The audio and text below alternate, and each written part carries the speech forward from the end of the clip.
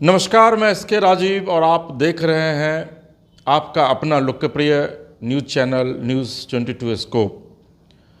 दरअसल में देश के प्रधानमंत्री नरेंद्र मोदी अक्सर यह चर्चा करते हैं कि देश में भ्रष्टाचार उनके लिए एक बड़ा मुद्दा है और जब तक वो भ्रष्टाचारियों को समाप्त नहीं करेंगे तब तक वो चैन की सांस नहीं लेंगे।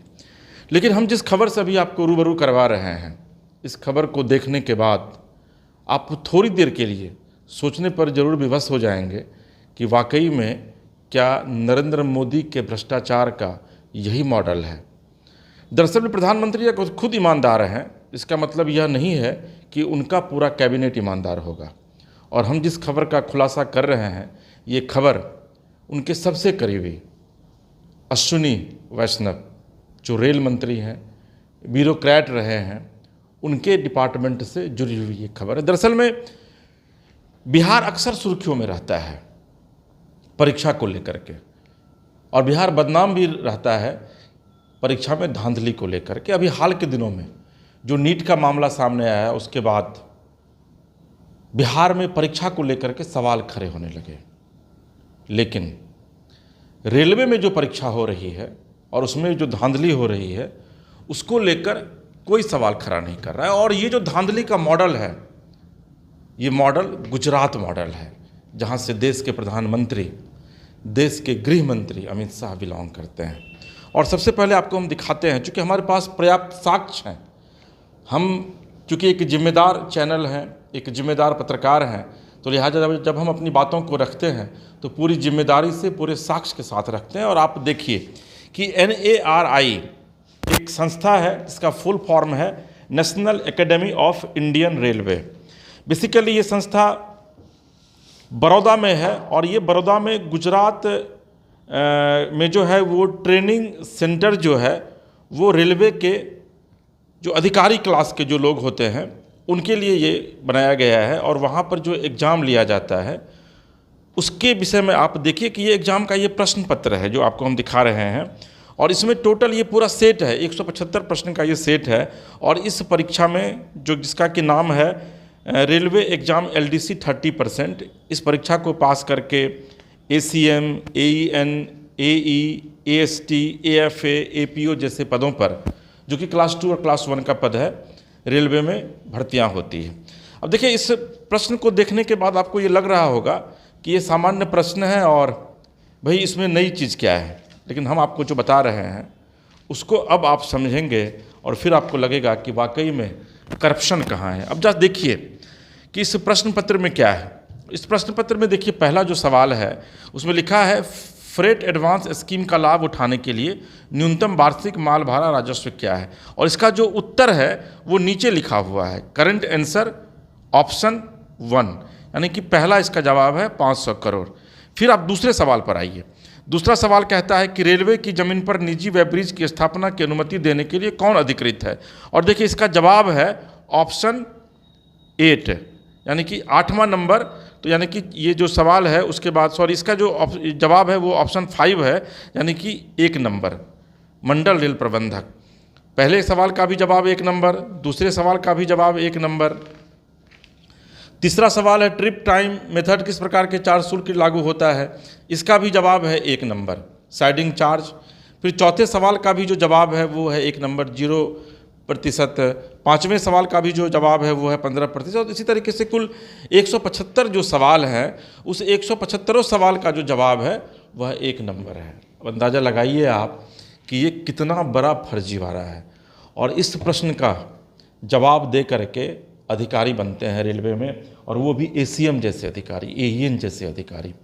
आप अंदाज़ा लगाइए कि पिछले कुछ दिनों से जो रेलवे में लगातार दुर्घटनाएं हो रही हैं, विपक्ष इसे मुद्दा बना रहा है और सत्ता पक्ष कहता है कि नहीं, अश्विनी वैष्णव जो दत्तात्रेय ठाकरे हैं वो बहुत ही बेहतरीन काम कर रहे हैं। तो क्या वाकई में ये बेहतरीन काम है? क्या इसमें भ्रष्टाचार नहीं है? और देखिए, इस पूरे मुद्दे को लेकर के रेलवे वेल विशर्स जो एक फोरम है, RTI एक्टिविस्ट है रंजीत कुमार मिश्रा, उन्होंने विधिवत माननीय प्रधानमंत्री कार्यालय भारत सरकार को एक पत्र उन्होंने लिखा है। और इसमें लिखा है उन्होंने कि national academy of Indian railway Baroda Gujarat द्वारा आयोजित DCE 30% विशेष अभियान परीक्षा में गंभीर अनियमितताओं के संबंध में। और देखिए इसमें पूरा उन्होंने वर्णन किया है, पूरा इसका डिस्क्रिप्शन है कि किस तरीके से परीक्षा में जो है वो धांधली होती है। और ये 17 तारीख को विधिवत ये पत्र जो है वो प्रधानमंत्री को लिखा गया है और 27 तारीख को इस परीक्षा का परिणाम भी आना है। और इस वक्त हमारे साथ बात करने के लिए इस पूरे मामले का उद्भेदन करने वाले व्यक्ति रंजीत कुमार मिश्रा जी हैं। रंजीत जी, पहले यह बताइए कि एक तो आपने बहुत ही बड़ा काम किया, आप रेलवे में अक्सर इस तरीके का काम करते रहते हैं, ये पूरा क्या मामला है और इस मामले की जानकारी आपको कैसे मिली? ये परीक्षा जो है वार्षिक हर साल होता है, वार्षिक आधार पर होता है। और जो ग्रुप सी के जो कर्मचारी हैं जिनका पे स्केल 4200 हो चुका है और 5 साल सर्विस पूरा कर चुके हैं, वो इस एग्ज़ाम को देने के पात्रता रखते हैं।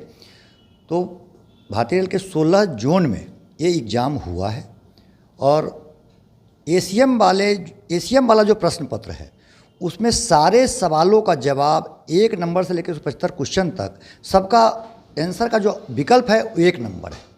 तो आप आसानी से किसी को कह सकते हैं कि सबका जवाब 1 नंबर है। न क्वेश्चन आउट करने का लफड़ा है, न स्कॉलर की जरूरत है, सिर्फ आपने दाम भुगतान किया और आपका काम हो गया। सबसे आसान तरीका है कि आंसर ही बता दिया। अभी तक आपने सुना होगा कि प्रश्न पत्र आउट हो गए, स्कॉलर पकड़े गए। यहाँ कैसे पकड़ेंगे आप?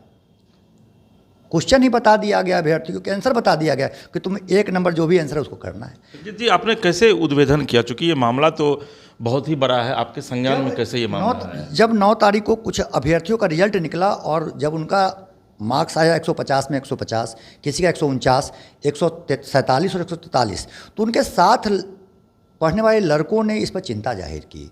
और उन्होंने जब सब आंसर शीट डाउनलोड किया 7 तारीख को, तो देखा कि सबका आंसर ये है, 1 नंबर है। ये कैसे हो सकता है? और आज तक तो ऐसा हुआ नहीं। आज तक तो ऐसा किसी एग्जाम में नहीं हुआ कि सबका आंसर का विकल्प आपका 1 नंबर पे हो। तो सबसे आसान तरीका है। इसलिए आप कह सकते हैं कि ये जो गुजरात ने सबको जवाब दिया है कि तुम क्वेश्चन आउट करते हो, मैं आंसर आउट करूँगा। 16 जोन है रेलवे के, तो ये क्या ये सिर्फ गुजरात में ही ऐसा हुआ है या फिर और भी जगह पे? भारतीय रेल के सभी मंडलों में ऐसा हुआ, सभी जोनल मुख्यालयों में। ये ऑल ओवर इंडिया का क्वेश्चन पेपर एक ही था और एग्ज़ाम 4 तारीख को ही एक साथ हुआ है और सीबीटी के माध्यम से हुआ है, ऑनलाइन सेंटर्स पे हुआ है। और आपको 150 प्रश्न थे, 150 जवाब आया है। 150 का ही जवाब देना था। रंजीत जी, तो बहुत बड़ा स्कैंडल है ना? फिर स्कैंडल है सर, ये बहुत बड़ा स्कैंडल है और बहुत सातिराना ढंग से किया गया है। लेकिन सोचिए इसका प्रभाव क्या पड़ेगा आने वाले दिनों में रेलवे पर। रेल में तो दुर्घटनाएं बढ़ गई हैं, तो आप देख ही रहे हैं। रेल मंत्री को लोग डिरेल मंत्री भी कहने लगे हैं और सिस्टम डिरेल हो चुका है रेल का, इसलिए रेल डिरेल हो रही है। हकीकत यही है, हकीकत यही है। मैं बहुत करीब से रेल को देख रहा हूँ। अपना भी एक्सपीरियंस 45 साल का मेरे रेल परिवार का सदस्य होने के नाते मैं बहुत करीब से देख रहा हूँ और रेल नीचे जा रहा है। इस पर प्रधानमंत्री को विशेष ध्यान देने की जरूरत है। देखिए, हमारी मंशा कहीं से भी यह नहीं है कि हम सरकार के किसी संस्थान को बदनाम करें।